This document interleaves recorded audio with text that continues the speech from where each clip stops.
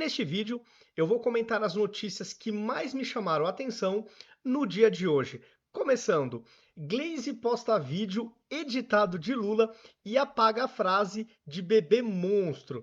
Só para refrescar a memória de vocês, o Lula teve a capacidade, a ousadia de falar que um neném, uma criança que nasce fruto de um relacionamento abusivo, vamos chamar assim para trocar as palavrinhas, né? Entre um homem e uma mulher, ele é um monstro, né? Que monstro que vai sair daí?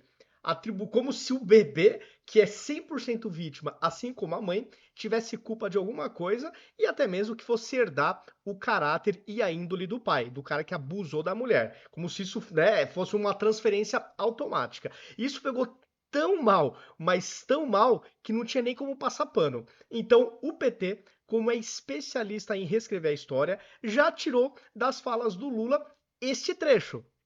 E certamente, daqui a uns anos, vão jurar de pé juntos que o Lula nunca falou isso. Eu não me espanto nada, eu não duvido de nada partindo da esquerda. E até coloquei o seguinte comentário: o importante é que o povo pôde ler, pôde ver o que o Lula falou antes da edição. O povo viu o Lula sem edição.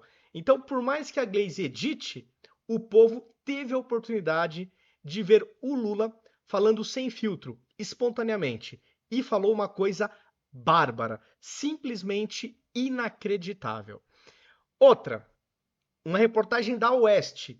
Número de brasileiros que pedem asilo nos Estados Unidos cresce 162% em um ano. Galera, isso aqui é uma coisa estarrecedora. Eu até peguei aqui um trecho da reportagem que explica essa questão do asilo, né? Então, o que que é isso? Para conseguir o asilo, o cidadão precisa comprovar o chamado medo crível, ou seja, apresentar evidências que deixem claro para o governo que, de fato, não pode voltar à terra natal, né? Para o governo americano, sob risco de morte, de ter sua integridade física comprometida ou seus direitos violados. Então, isso aqui é uma coisa estarrecedora, porque do meu ponto de vista, o Brasil deixou de ser uma democracia pujante já faz algum tempo. A partir do momento que a Constituição é relativizada, acabou a segurança jurídica. Simplesmente o que passa a valer é o desejo de magistrados. E a gente faz o que? Uns 5, 6 anos, mas desde que o Bolsonaro assumiu, a gente começou a ver uma guinada nesse sentido no Brasil. Isso está se refletindo nos números. É uma coisa estarrecedora e mostra o momento tenso e preocupante que o Brasil vive enquanto suposta democracia. Porque ainda tem gente que. Porque eu costumo dizer o seguinte: se você é um esquerdista, de fato, você goza dos direitos constitucionais. Essa é a impressão que eu tenho. Então você tem todos os seus direitos preservados. Agora, se você for rotulado de bolsonarista, aí você é rotulado de todos os istas. Tudo que a pior coisa que a humanidade produziu, você passa a ser rotulado automaticamente. E aí, até arbítrios são aplaudidos contra essas pessoas que recebem injustamente esses rótulos. Mudando de assunto, Sérgio Moro quer impedir o avanço do PT no Paraná. O senador descartou a possibilidade de disputar as eleições presidenciais de 2026, até porque ele não tem a mínima chance. Ele é odiado à esquerda e à direita, mas demonstrou interesse em concorrer ao governo do seu estado. A depender dos candidatos, ele pode vencer não porque é um bom nome, mas por ser um voto útil contra algum outro nome pior. Esse cenário eu não descarto para o governo do Paraná, mas ainda assim o Sérgio Moro, hoje, no âmbito nacional, é uma figura. Ele tem um dedo podre. Então, se ele começar a elogiar muito um candidato, um político, a chance da imagem desse político piorar é enorme. Justamente porque ele conseguiu a façanha de ser mal visto tanto por esquerda como pela direita. Ele conseguiu essa façanha. Então, até ironizei aqui brincando, falei urgente. O Paraná está em risco. Está em risco nesse sentido, né? Porque se for contar com o Moro para combater o PT, meu Deus, o Paraná tá perdido, né? Até porque o Moro não tem força política. Ele já teve sim no passado uma força monstruosa. Quando o Bolsonaro o indicou para o Ministério da Justiça, antes de assumir, pô, o Moro era assim, realmente era uma figura, meu Deus do céu. Era um gigantismo político impressionante. Hoje não. Hoje o Moro, depois das traições, das contradições, o Moro virou um anão político, né? Basicamente, para mim, o Moro hoje está se rastejando na política. Não sei se vocês concordam Deixem aí nos comentários. Mauro Vieira se nega a chamar o Hamas de grupo terrorista, organização com braço armado, disse ele. Ministro das Relações Exteriores afirma que o conflito entre Israel e o grupo islâmico é desproporcional. Bom, aqui o meu comentário é óbvio. Em se tratando de esquerda, eles não conseguem chamar os verdadeiros terroristas de terroristas. Agora, quando teve aquele evento do 8 de janeiro, que para mim é uma farsa que foi tentativa de golpe, do meu ponto de vista, narrativa pura para demonizar a direita. Foi um ato de vandalismo, isso sim, assim como tantos outros a esquerda promoveu no mesmo local, só que passou impune. Só que aí aquelas pessoas, inclusive velhinhas com Bíblia, aquela coisa, sabe, o povo assim bem de boa, aí eles conseguiam chamar de terrorista. Agora, grupos que aterrorizam de verdade, ah não, aí eles já têm uma certa dificuldade. Então isso para mim é esquerda, galera. Os valores de boa parte da esquerda, eles são invertidos. Esse que é o ponto. E vai ver, até ironizei aqui na minha postagem, né? Vai ver que isso é por causa do amor envolvido. É tanto amor que eles invertem os valores. Obviamente, estou sendo irônico. Mas eu não espero nada de um esquerdista convicto mesmo nesse sentido, galera. Nada, nada mesmo. Moraes nega domiciliar a mães presas no 8 de janeiro com filhos menores de idade. Ministro desconsiderou os argumentos da dona de casa e faxineira. Aí eu até coloquei aqui o comentário que é o seguinte: eu ficaria feliz se o Estado brasileiro tivesse um pulso firme, assim como tem com esse pessoal do 8 de janeiro, que no máximo são arruaceiros, nem sequer estilingue eles tinham. Se o Estado tivesse pulso firme também contra líderes de facções, como a mais alta bandidagem do país, e aí entra classe política, entra empresários, que essa galera, quando faz conluio, rouba em cifras multibilionárias, né? A Lava Jato nos mostrou, o Mensalão nos mostrou, é multimilionário ou multibilionário. Eu queria todo esse empenho da justiça, toda essa falta de empatia, irredutibilidade com essa galera do 8 de janeiro, eu queria ver com pessoas realmente perigosas para a nação. Aí sim, eu acho que o Brasil seria um país realmente com chances de no curto prazo ir na direção da decência, da moralidade, da justiça mesmo, né?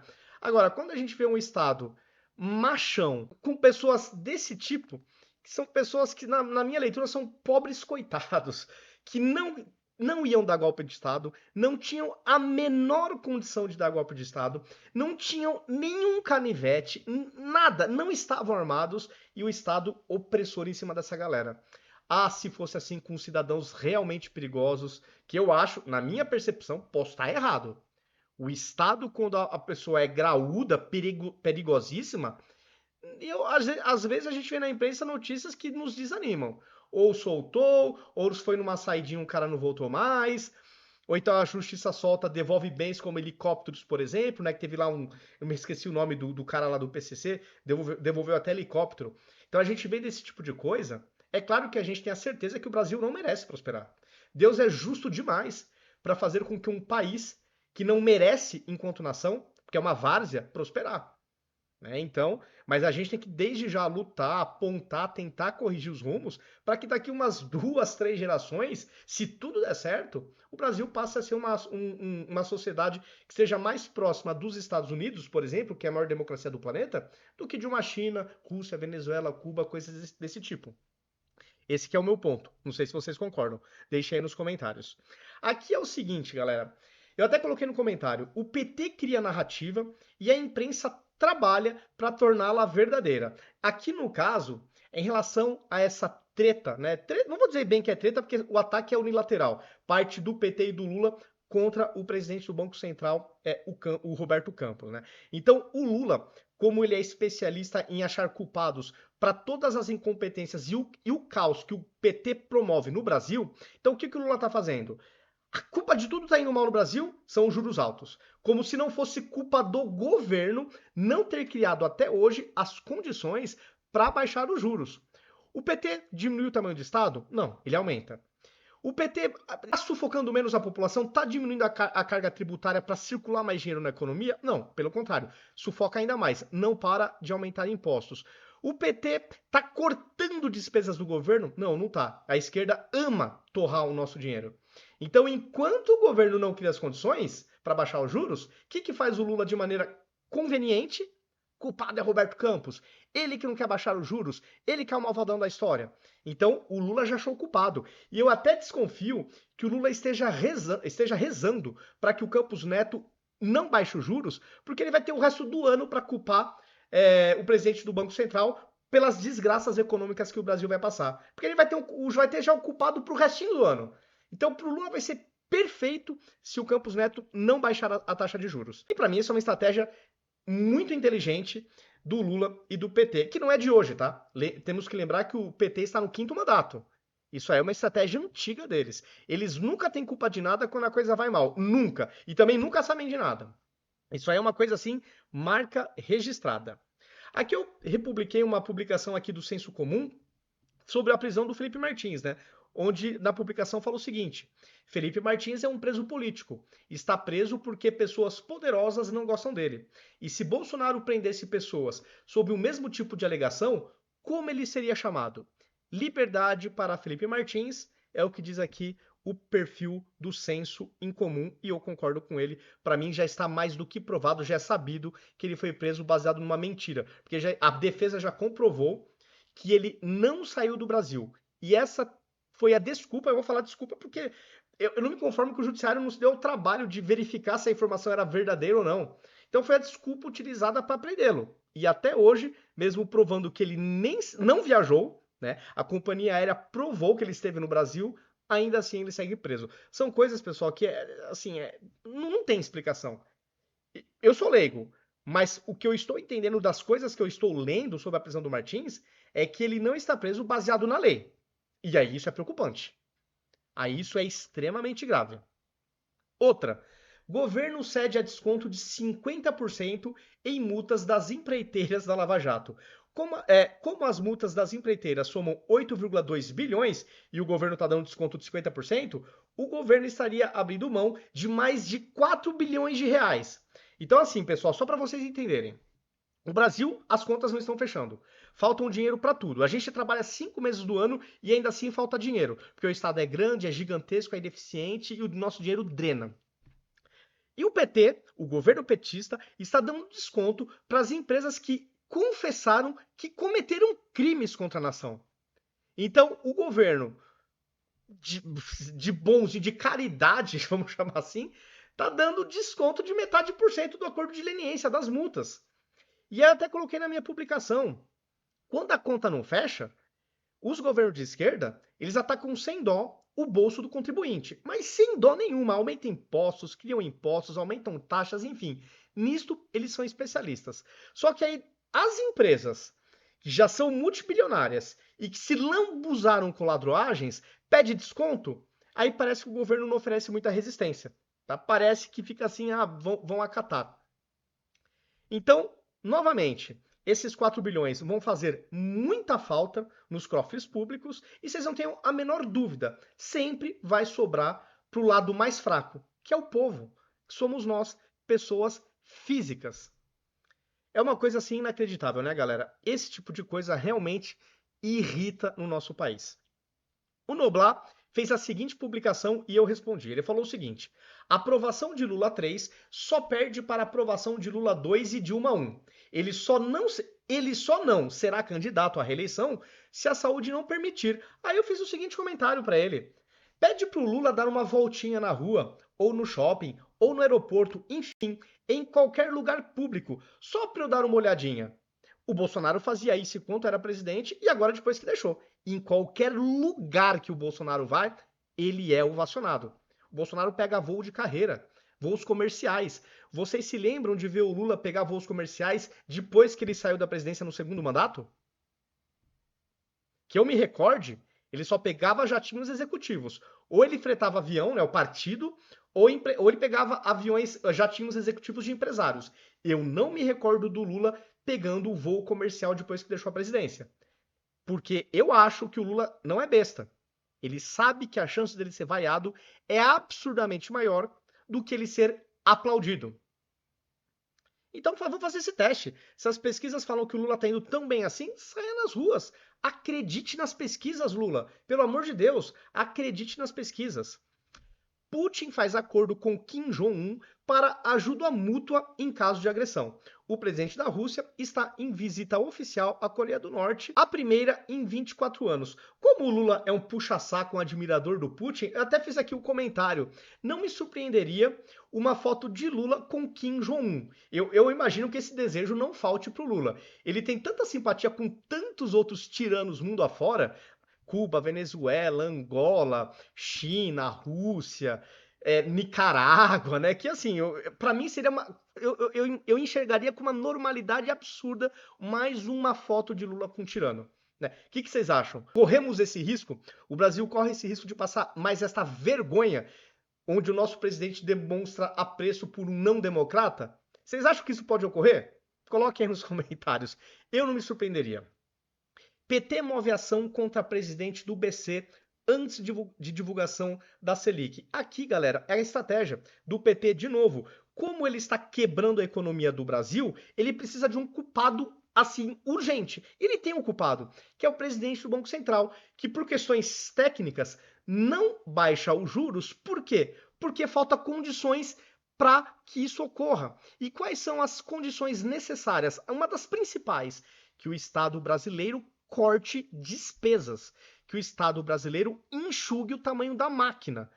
Por que o Lula não faz isso? Ele sempre resiste. De vez em quando ele finge que vai ouvir, mas na prática ele demora demais. É só quando a casa tá caindo, que nem a Dilma. Quando o Brasil tava afundando, quando a lama já tava aqui no nariz, que ela começou a correr atrás, cortar, colocou o Joaquim Levy, mas aí já era tarde demais.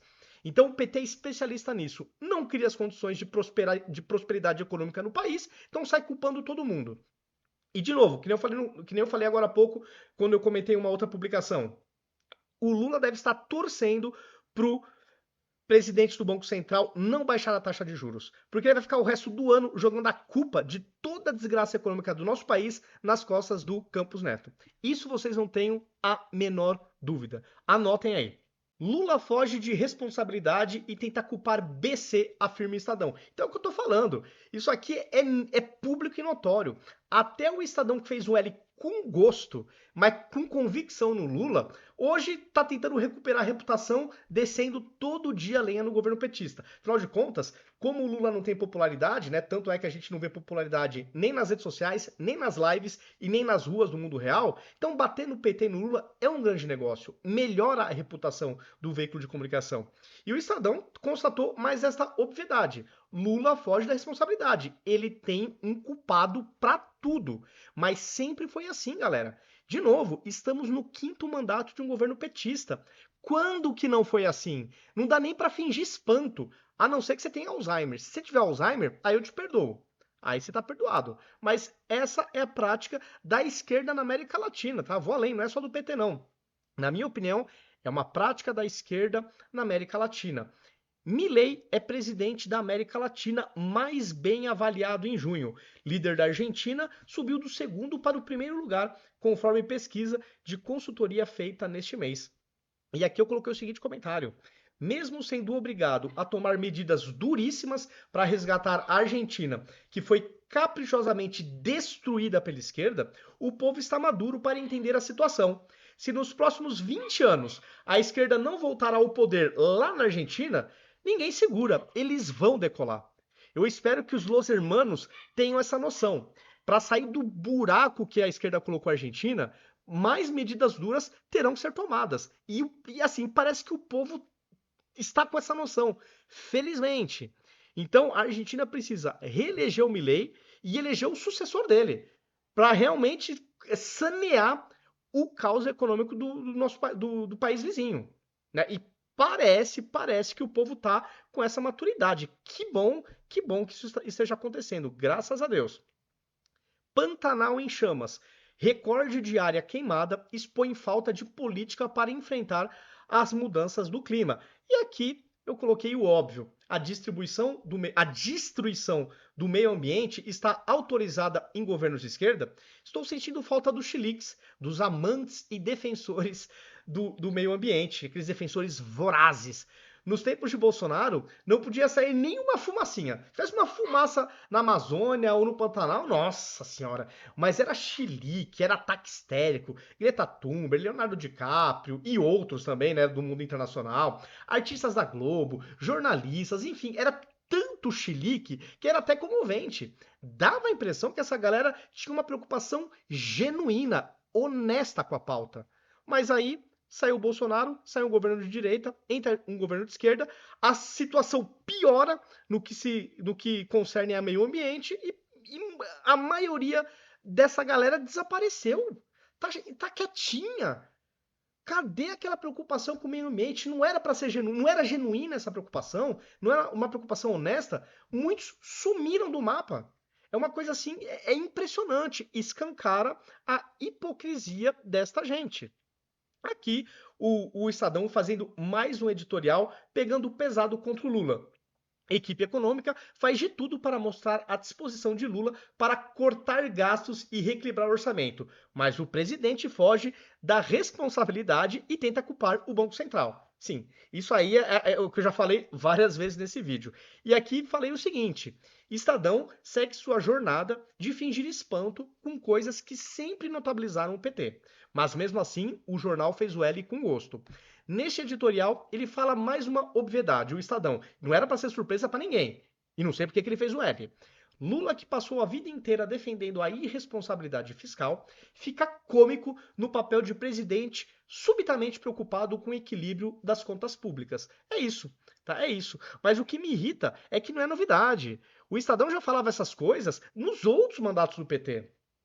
Mas agora parece que quer ganhar reputação batendo nos caras. Mas fez um L com muita convicção. Ainda no Estadão, indústria quer reforma tributária equânime e juro menor. É muito, questiona Guilherme Gerdau. E aí eu falei o seguinte: para quem fez o L, isto é sim pedir muito. Governos petistas simplesmente não criam condições para juros menores, que é cortar despesa, diminuir o tamanho do Estado, carga tributária, tudo que eu já comentei. Já que continuam inchando a máquina pública e se endividando como se não houvesse amanhã. Sempre foi assim. E por isso não dá nem para fingir espanto aquelas pessoas que fizeram L. Não dá para fingir espanto. Vocês colocaram esse governo aí. Vocês colocaram. Pessoal, estes foram os assuntos do vídeo de hoje. E se vocês gostaram, deixa aquele like para aumentar o engajamento e a repercussão do vídeo na plataforma.